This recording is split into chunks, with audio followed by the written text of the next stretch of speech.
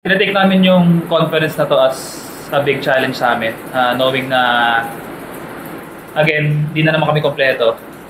Pero yun nga, yung opportunity na ibibigay sa mga like sila Keisha, gusto namin i-take yun na, kumbaga, pinaghirapan din naman namin yung preparation. So, sabi ko lang sa kanila, tingnan natin sa kami aabot this conference. Pero yun nga, happy na nag-perform lahat.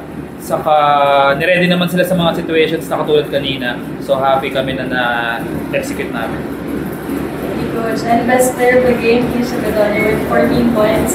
Keisha, yun nga, ikaw yung nag-step up din for the team to start this conference offer via VP. Paano mo lang din siguro pinrepare yung sarili mo heading into your first game?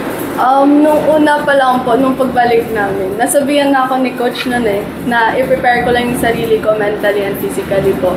Kasi yun nga, madaming ano sa amin, umalis.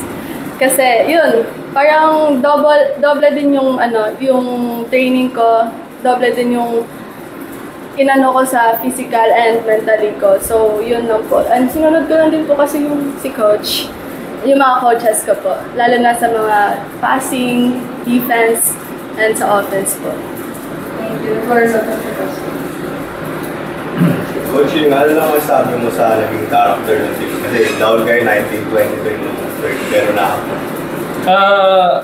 Actually, siguro in-anticipate lang talaga namin na hard game today. Sinuwerte lang din kami for the first two sets na nakontrol agad namin.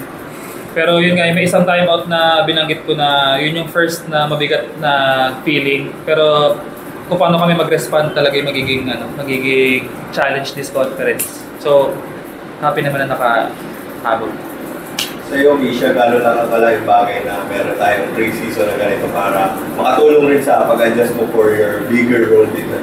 Para sa amin naman po is sobrang laking bagay kasi mas lalong ma-boost namin yung confidence namin, lalo na po yung mga soft lang po, yung ganun. And yun po, parang binigyan din po kami ng chance na ipakita po kung ano po yung meron kami as a team po.